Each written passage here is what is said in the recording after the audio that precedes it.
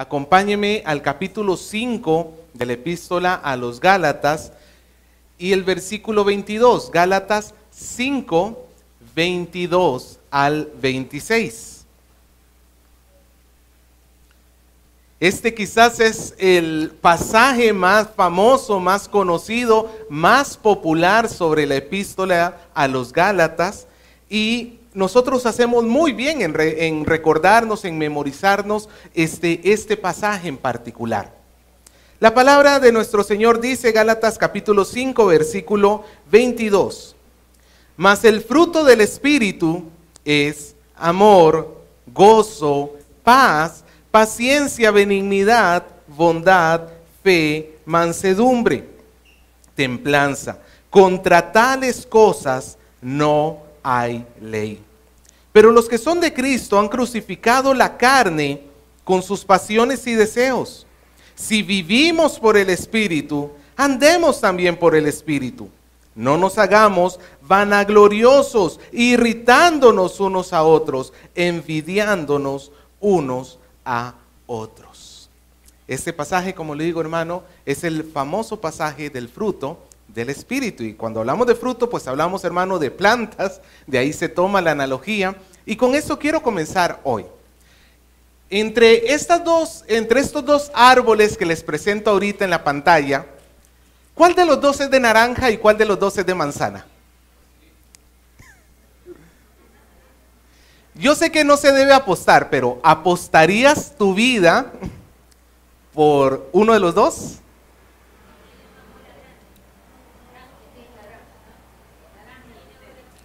Ya, así no es fácil de reconocer. En realidad están ustedes inventando. Pero, ¿y si los hiciéramos así? Ahora sí, ¿cuál es de naranja y cuál es de manzana? ¿Apostaría usted su vida? Ay, ¿usted eso dice con toda seguridad? Sí, claro. El de naranja es el que está a la izquierda y el de manzana es el que está a la derecha. ¿Cómo es que llegamos a reconocer estos dos árboles? Por los frutos.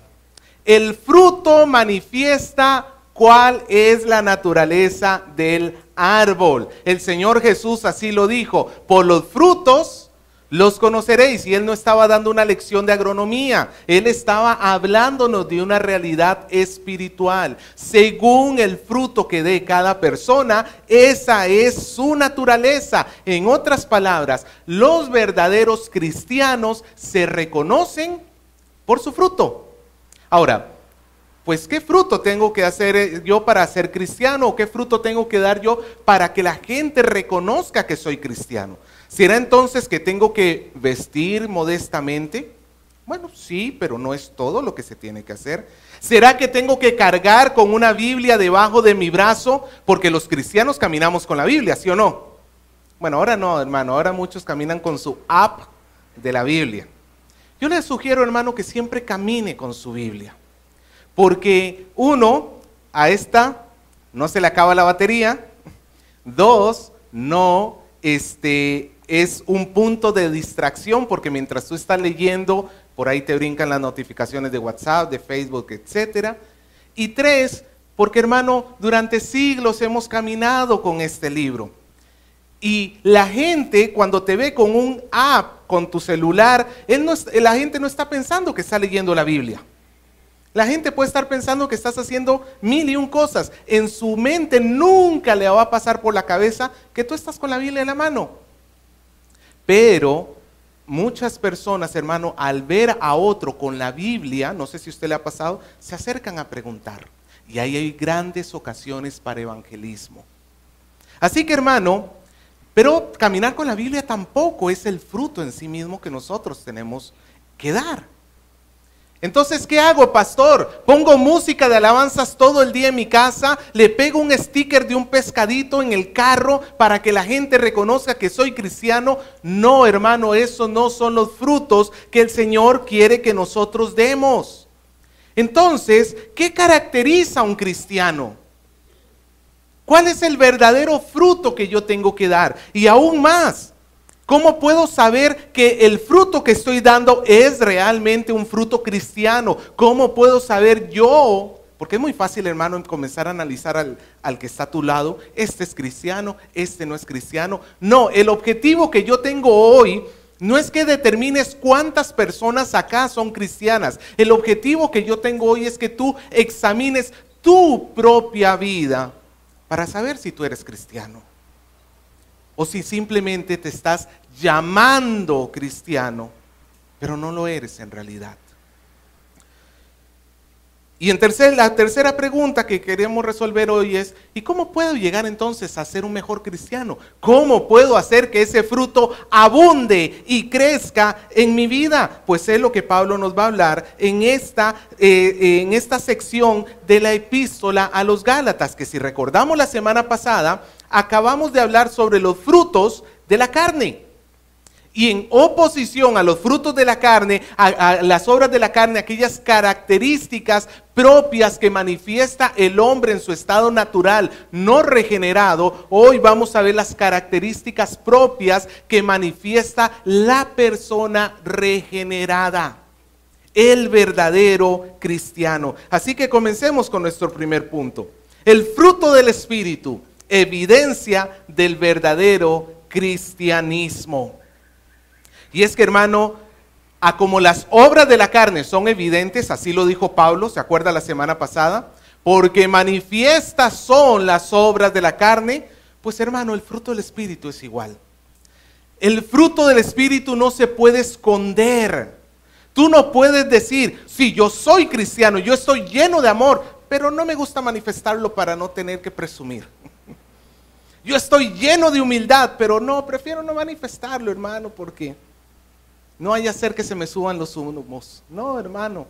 El fruto del Espíritu va a ser evidente porque no se puede negar la propia naturaleza. Un árbol de naranja, inevitablemente, ¿qué va a dar?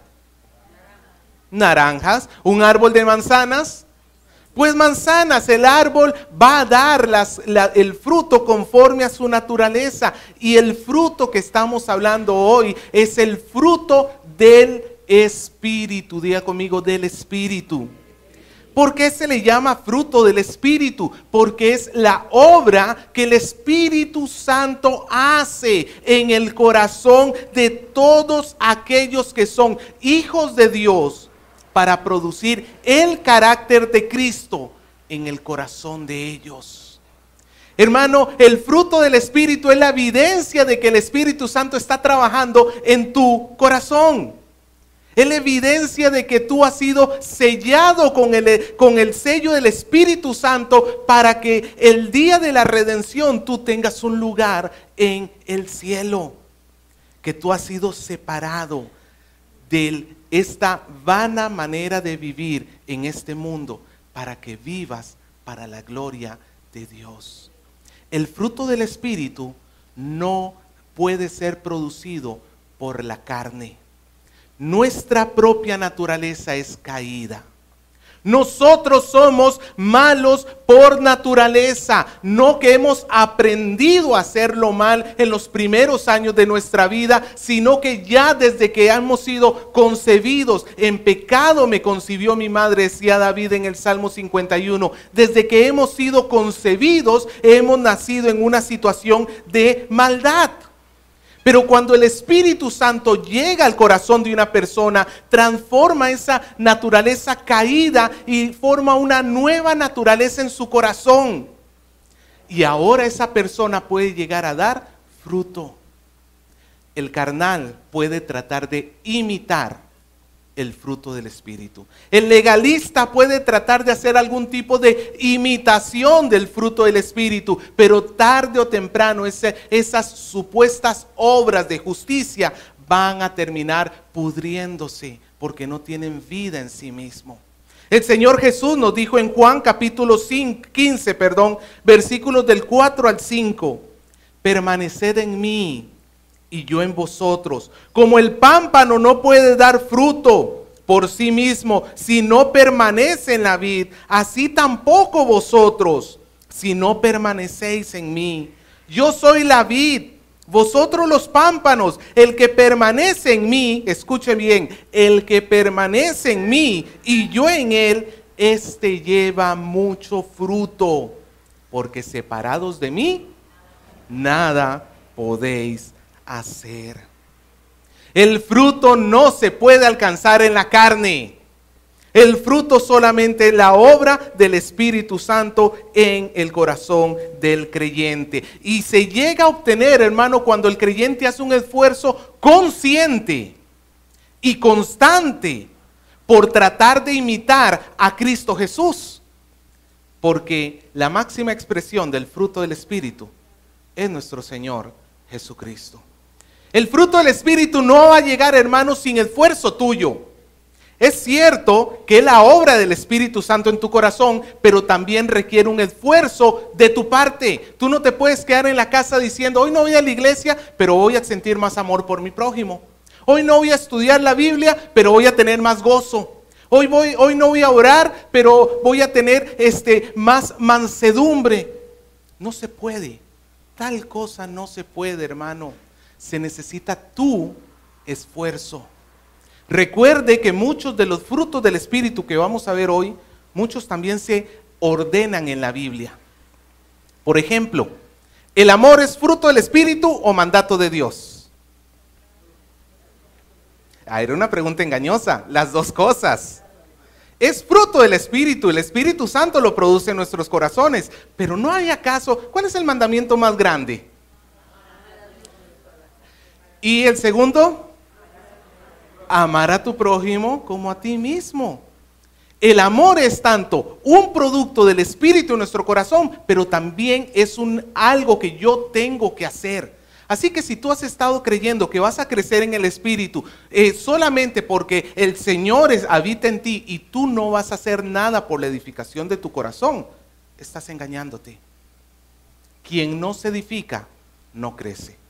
Y si, hermano, tú eres de los que asistes solamente los domingos a la iglesia, déjame decirte que te estás atrasando terriblemente. Si tú no tienes una vida devocional en tu casa, de estudio personal diario, leyendo, estudiando la Biblia, tú no vas a crecer en el Espíritu. Pero ¿cuál es el fruto del Espíritu? Pablo nos va a presentar nueve características, que no son todas las que existen, 9 virtudes, y esta no es una lista exhaustiva para nada. La Biblia incluso habla de muchas otras virtudes, pero para el caso de los Gálatas, estas 9 virtudes eran necesarias. Ellos tenían que ser desafiados en estas 9 virtudes porque no estaban careciendo de ellas. Y la primera de ellas, ¿cuál es? El amor. El amor es la primera de las virtudes, no solamente en la lista esta de Pablo, en otras listas que él mismo da y en otras listas que otros discípulos dan, incluso en la lista de nuestro mismo Señor Jesucristo. El amor juega un lugar muy importante en la vida del creyente, de tal manera que un cristiano tiene que llegar a ser conocido por su amor. No puedes decir tú que eres cristiano si no tienes amor. Y cuando estamos hablando aquí de amor, aunque obviamente incluye el amor a Dios, pero hay que recordar que nuestro contexto nos está incluyendo principalmente el amor al prójimo. Y como diría Juan, si yo no amo a mi hermano a quien veo, soy un gran mentiroso diciendo que amo a Dios a quien no veo. El amor, mira lo que dice el versículo 13. Capítulo 5, versículo 13. Porque vosotros, hermanos, a libertad fuisteis llamados, solamente que no utilicéis la libertad como ocasión para la carne, sino servíos por amor los unos a los otros. ¿Cómo se va a manifestar ese amor? Sirviendo. El verdadero amor, ¿cómo se manifiesta? Sirviendo a los demás. El verdadero amor es autosacrificial y se sirve de una manera incondicional para ayudar, para que los otros estén bien. Así yo tenga que incomodarme a mí mismo. El amor, hermano, nos lleva a cumplir la ley de Dios. Romanos capítulo 13, versículo 8 nos dice, no debáis nada a nadie, sino el amaros los unos a los otros, porque el que ama a su prójimo ha cumplido la ley. Pero hermano, póngase a pensar, ¿amo yo a mi prójimo?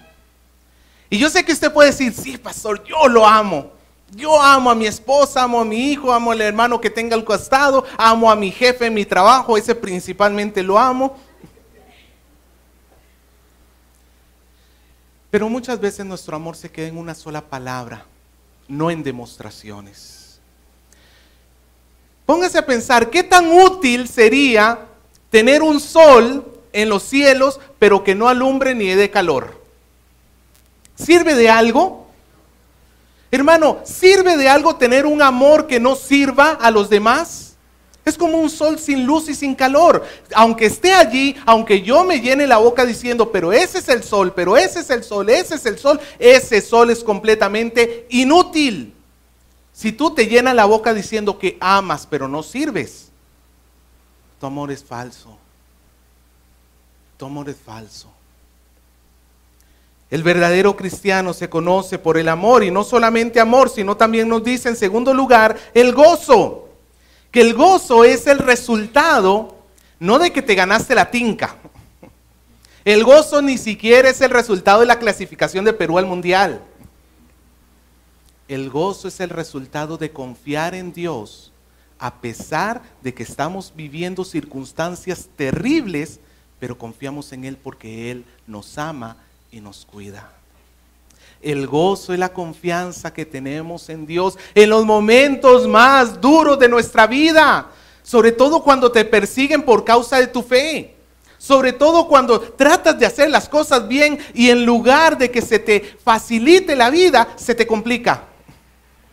Pablo decía, yo sé vivir, sé estar gozoso, no importa cómo sea mi situación, sé vivir en pobreza, sé vivir en riqueza.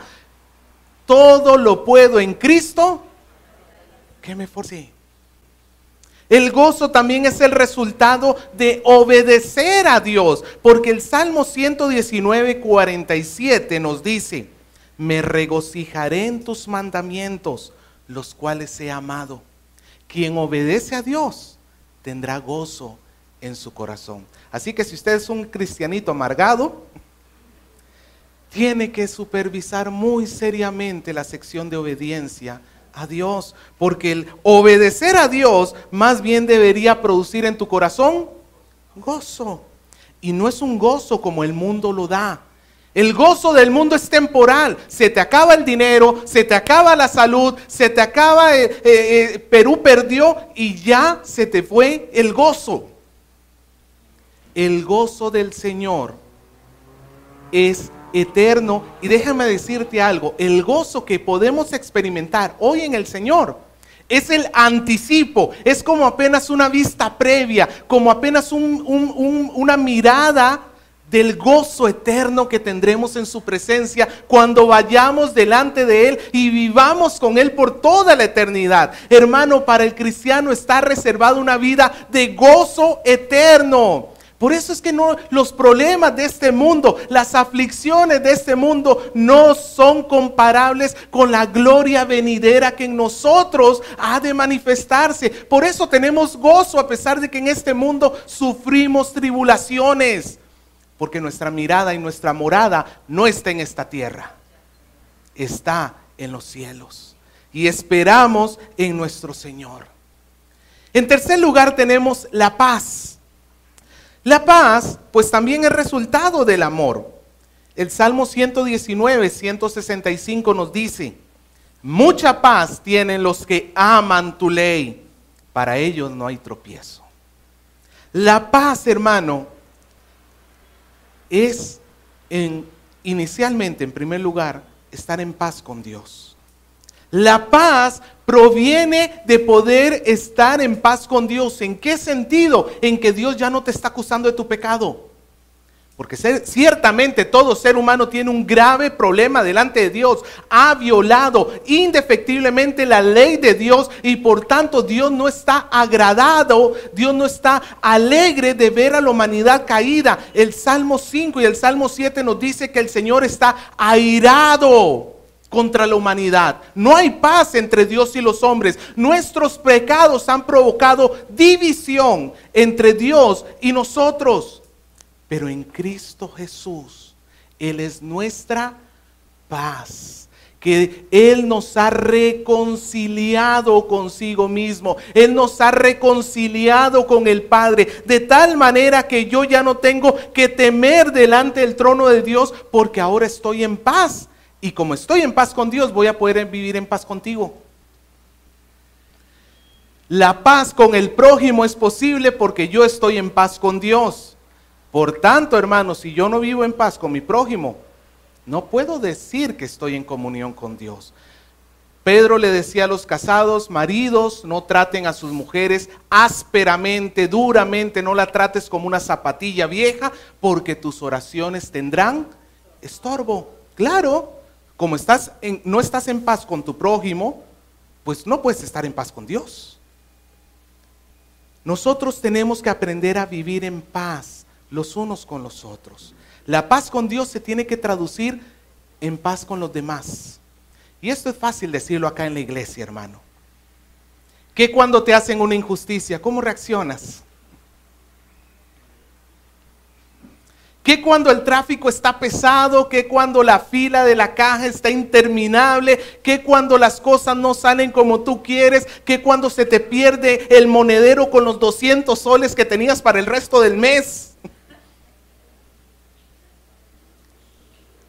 ¿Experimentas paz en esos momentos, hermano, siendo sincero?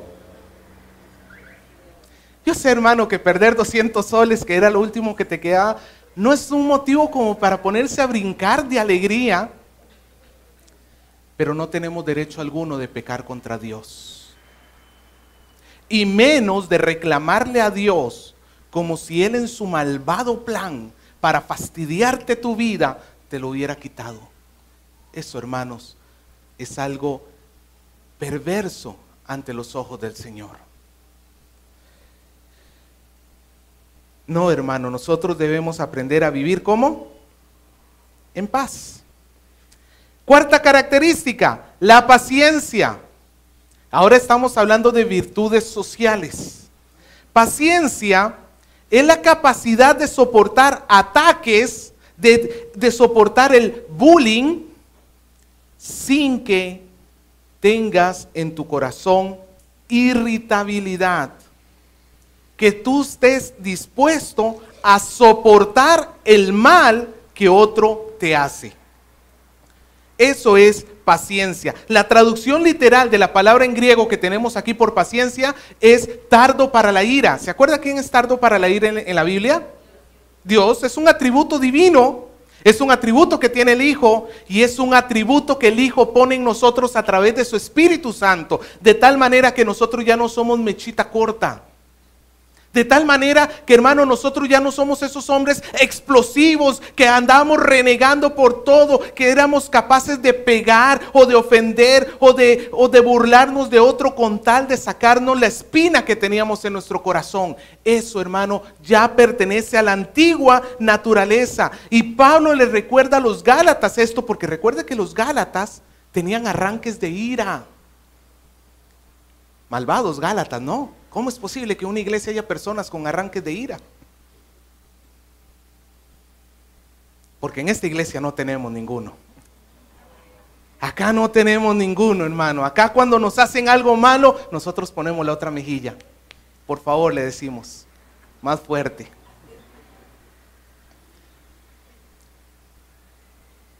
No, hermano. ¿Sabe? Nuestros arranques de ira desprestigian el evangelio. Nuestros arranques de ira ensucian el nombre de nuestro Señor delante del mundo. Porque cuando la gente te ve y sabe que tú eres cristiano y de repente te ve renegando, te ve gritando, te ve airado, se pone a decir, y así se llama cristiano, y le estás poniendo tropiezo a esa persona. Le estás poniendo tropiezo a esa persona, pero cuando la iglesia tiene paciencia, cuando la iglesia aprende a poner la otra mejilla ante un agresor, eso siempre ha sido una característica que ha llevado a la iglesia a diferenciarse del mundo. Y cuando el mundo ve algo que es diferente a él, eso sí llama la atención. Un cristiano no va a tener impacto en su sociedad, en su casa, en su trabajo, entre tanto que lo siga gobernando el enojo. No puede. La quinta característica que tenemos es la benignidad. ¿Y qué significa benignidad? Pues benignidad es dulzura, buen trato, amabilidad. Hermano, la benignidad tiene que ver con este trato amable que podemos tener los unos con los otros. Ahora, yo estoy seguro que usted me va a decir, pastor, pero fulano de tal no tiene un trato amable conmigo. Deje que fulano de tal sea tratado por el Espíritu Santo. Y si a usted no le gusta cómo lo trata, por favor siéntese con esa persona y hable con esa persona. Pero yo no le pido ahorita que se fije en otros. Te pido que te fijes en tu corazón. ¿Cómo trato yo a los demás? La benignidad es la falta de hostilidad ante principalmente aquellos que nos hacen mal. Es como el caso de Jesús. ¿Se acuerda cuando Jesús está en el huerto de Getsemaní? Cuando se acercaba Judas con la cohorte romana para arrestarlo. ¿Cuáles fueron las palabras de Jesús hacia Judas? Míralo, ahí viene el traidor. ¿Qué quieres? Mejor no digo porque ya iba a sonar muy feo. ¿Qué quieres? Judas. En nuestro contexto Judas sería bien feo, ¿no? ¿Cuáles fueron las palabras del Señor para Judas? El que lo estaba traicionando. ¿A qué vienes, amigo? Amigo, ¿a qué vienes? Pregunto, ¿el Señor Jesús sabía que lo estaba traicionando? Es más, antes de que Judas supiera que lo iba a traicionar, el Señor ya había anunciado que lo iba a traicionar. El Señor ya lo sabía, pero Él tuvo un trato respetuoso. El lema que nosotros tenemos es: respetos guardan respetos. Por tanto, si tú me respetas a mí, yo te respeto a ti. Pero si tú me faltas el respeto, yo tengo el derecho de faltarte el respeto a ti. El Espíritu Santo dice: no paguéis mal por mal. Vence con el bien el mal. La palabra del Señor nos manda entonces que al que nos trate mal, nosotros seamos amables, benignos, no ásperos. Y yo sé que, hermano, esto es incómodo para la carne. Pastor, pero me va a pisotear. Hay muchas formas de defenderse legalmente sin que tú peques. No juzgamos a nuestros hijos cuando uno le pega al otro, porque el primero le pegó al segundo. Pero nosotros sí validamos tratar mal al otro porque el otro nos trató mal a nosotros. No, hermano, hay formas válidas de hacerlo. La sexta característica, bondad. La bondad es la excelencia moral. Es el deseo constante de hacerle el bien a los demás. Porque recuerde que la carne es egoísta. Nosotros siempre en nuestra naturaleza carnal lo que queremos es sacar provecho propio. Pero el Espíritu nos llama a que nosotros cuidemos de los demás. Esa es la bondad, el deseo constante de hacerle el bien a los demás, pero de una manera desinteresada. Y tenemos las tres últimas virtudes: la fe, la mansedumbre y la esperanza. Estas tres virtudes tienen que ver con el carácter propio del cristiano. 1, hacia Dios; 2, hacia el prójimo; y 3, hacia sí mismo. El primero, que es hacia Dios, es la fe. Y la mejor traducción acá, más que fe, sería fidelidad. El cristiano es conocido por ser fiel a Dios. Pero fiel a Dios no cuando te están viendo. Es muy fácil ser fiel cuando te están observando y supervisando. Fiel a Dios cuando no hay nadie que te esté viendo. Allí, cuando nadie te ve. Pablo ya había acusado a los Gálatas de que ellos habían sido terriblemente infieles a Dios. En el capítulo 1, versículo 6, Pablo les dice: estoy maravillado que ustedes hayan dejado tan rápido la gracia de Cristo para seguir un evangelio diferente. Yo estoy sorprendido. En el capítulo 3, versículo 1 les dice: ¿quién los fascinó para seguir otra verdad, otro evangelio? ¿Quién les dijo que fueran infieles? ¿Por qué están siendo infieles? Y es que, hermano, ¿no llamamos a Jesús Señor? ¿Tú sabes lo que involucra llamar a Jesús Señor? Significa que entonces tú te estás poniendo en la posición de esclavo, de siervo. A algunos no les gusta la palabra esclavo, prefieren siervo, pero hermano, es lo mismo. Es lo mismo. Tú te estás poniendo en la posición de esclavo, y es que sí, somos esclavos del Señor Jesucristo para hacer su voluntad.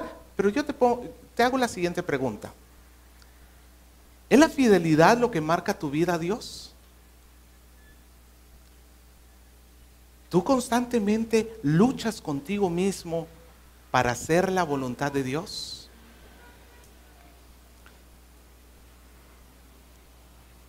Luego tenemos la mansedumbre, que algunos dicen por ahí: pastor, yo soy manso pero no menso.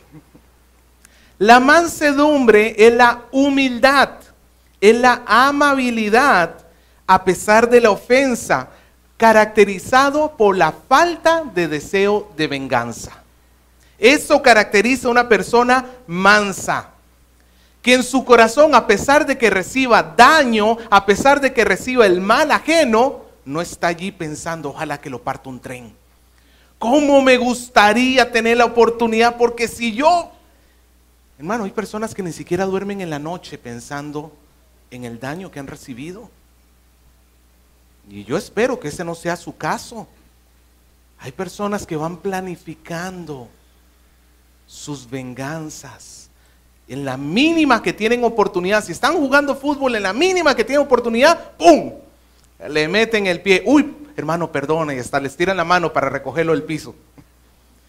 No, hermano, no.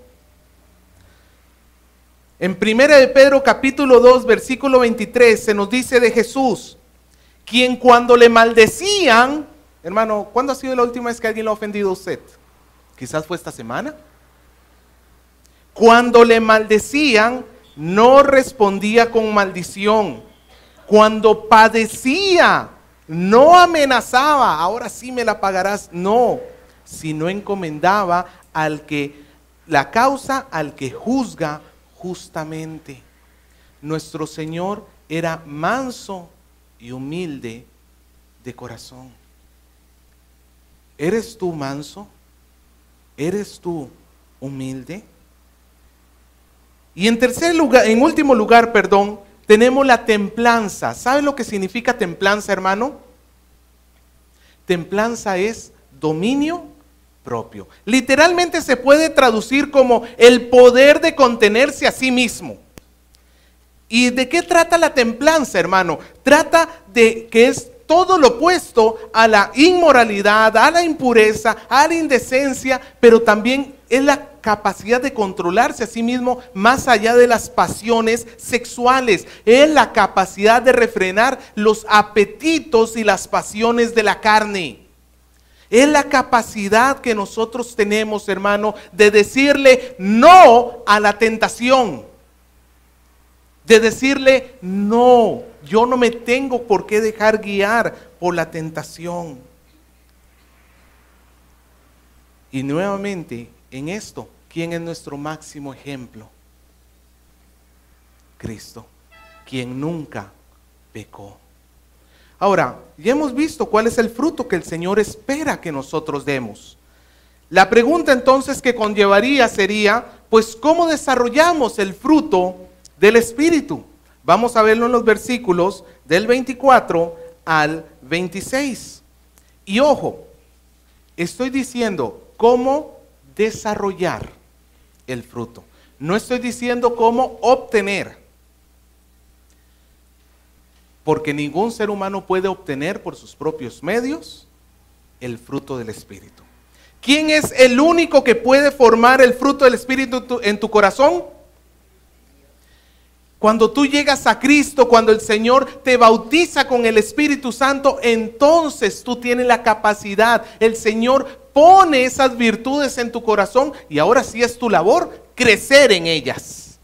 Porque hay una responsabilidad de cada uno de nosotros de crecer.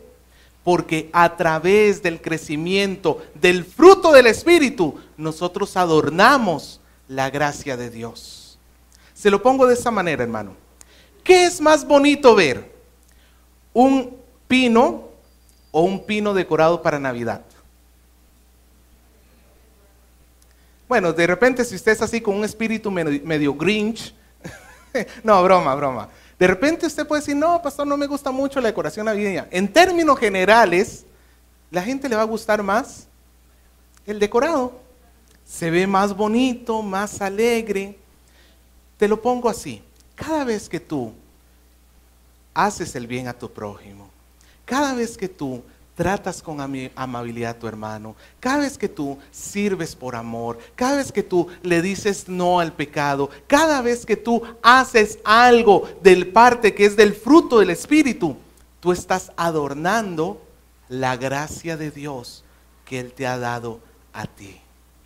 Él te ha dado una gracia y tú le estás colocando adornos, de tal manera que el día que tú vayas a su presencia, el Señor cuando vea tu arbolito y vea la decoración que tú le has puesto con estas virtudes, el Señor se va a sentir agradable, no, ¿cómo lo puedo decir? Feliz por lo que tú has hecho, porque has puesto diligencia en lo que tenías que hacer. ¿Me dejo entender, hermano? ¿Cómo podemos entonces generar o hacer crecer el fruto del Espíritu en nuestros corazones? Dos cosas. La primera es en el versículo 24 y 26, que tenemos que matar al pecado. Diga conmigo, matar al pecado. Ojo que digo al pecado y no al pecador. Pastor, fulano de tal me está haciendo caer mal, entonces... No estoy hablando de sicariato cristiano tampoco. El versículo 24 nos dice, pero los que son de Cristo han crucificado la carne con sus pasiones y deseos. Todo cristiano en principio tiene que recordar una cosa. El pecado ha muerto en mí y yo he muerto para el pecado.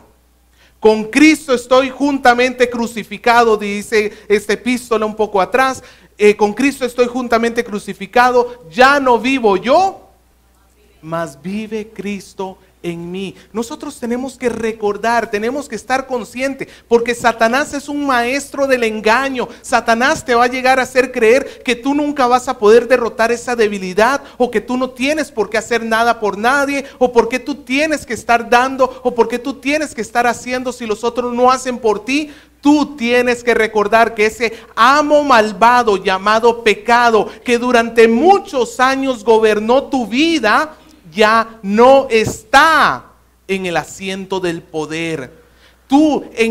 Imagínate que tú eres un carro. El pecado ya no es el que lleva el volante conduciendo tu vida. Es cierto que el pecado sigue en el carro, es un pasajero en el carro, pero ya no es el conductor. Yo tengo que recordarme, hermano, que el pecado ha muerto, con todas sus pasiones y con todos sus deseos. Es lo primero que yo tengo que recordar. ¿Puedo decirle que no a esta tentación? Sí. ¿Por qué? Porque el que está en Cristo ha crucificado la carne con sus pasiones y sus deseos. La próxima vez que te encuentres en una lucha interna, recuérdate eso. ¿Dónde está el pecado en mi corazón? Muerto. Él ya no me gobierna. Y repito esto como ya lo he dicho en otras veces. Un cristiano que peca no es otra cosa que un necio que se vuelve a someter a un amo del cual ya fue liberado. Un cristiano que peca es uno que se vuelve a meter en la jaula que Cristo ya había abierto. No tienes por qué meterte a la jaula, no tienes por qué obedecer al pecado, porque Él ya murió. Si tú estás en Cristo Jesús, Él ya murió en el sentido de dominar tu cuerpo. Ahora, pero mira lo que dice el versículo 26.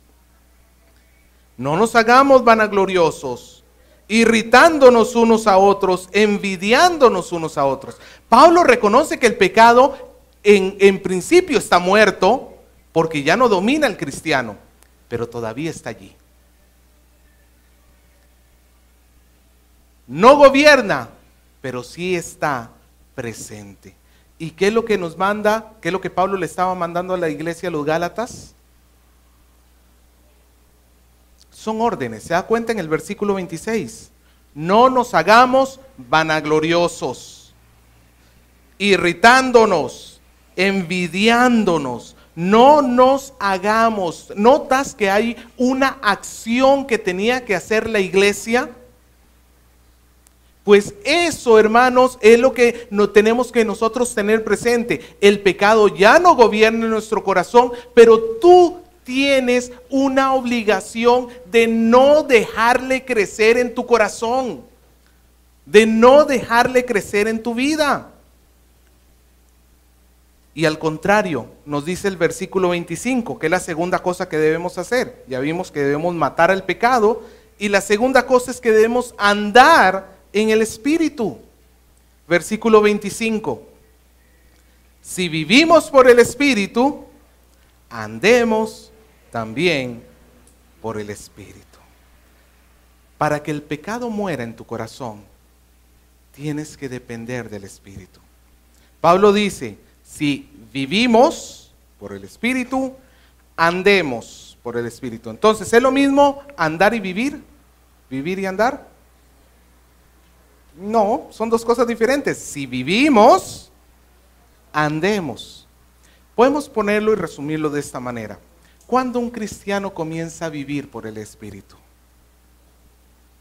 El día de su conversión.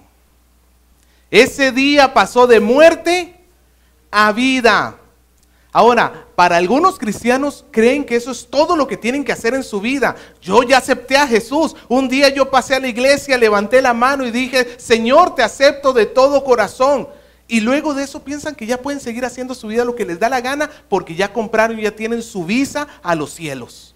No, hermano, Pablo nos dice acá que si nosotros de verdad vivimos en el Espíritu, la consecuencia ¿cuál va a ser?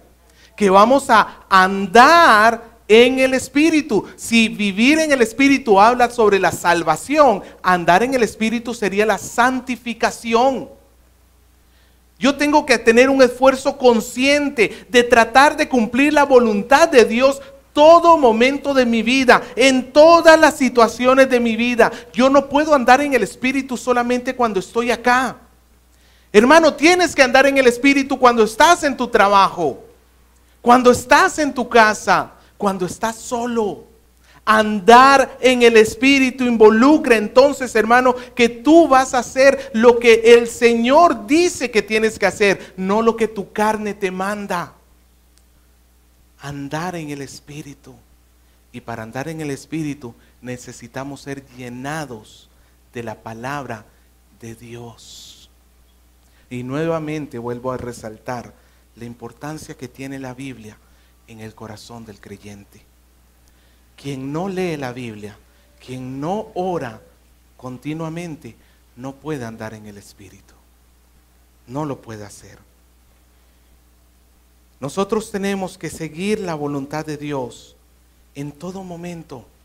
Porque allí, cuando la gente te ve, cuando la gente ve sobre todo cómo actúas cuando estás bajo presión, cuando alguien te hace algo malo, cuando la gente ve lo que tú haces en esos momentos, la gente ahí es donde va a sacar una idea sobre ti.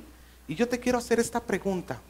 Cuando la gente te ve, ¿de verdad has visto un cristiano?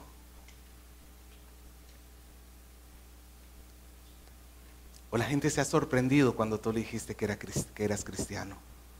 ¿Que de verdad? Si no me lo dices, nunca lo hubiera pensado de ti. Qué triste realidad para un hombre que guarda las apariencias, que trata de portarse bien para que otros no lo vean, porque tarde o temprano su realidad va a salir a la luz. El fruto de su carne se va a manifestar.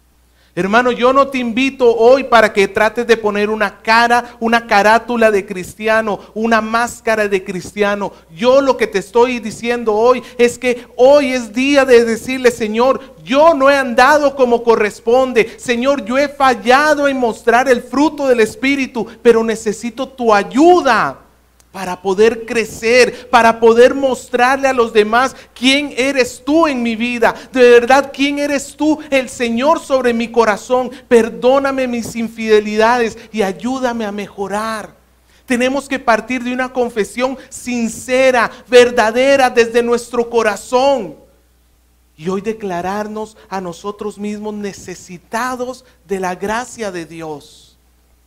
Necesitamos, hermano.